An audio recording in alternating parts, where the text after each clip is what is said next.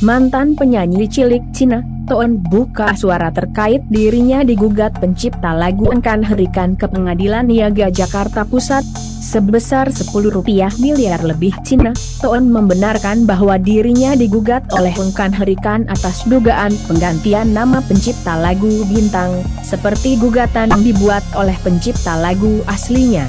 "Ya, memang benar ada nama aku dalam gugatan itu," kata Cina, Toon. Lewat pesan singkatnya, Sabtu 28 Agustus 2021, Tina mengungkapkan di saat ia menyanyikan lagu bintang yang sebelumnya dipopulerkan oleh grup band Anima, dirinya masih seorang penyanyi biasa.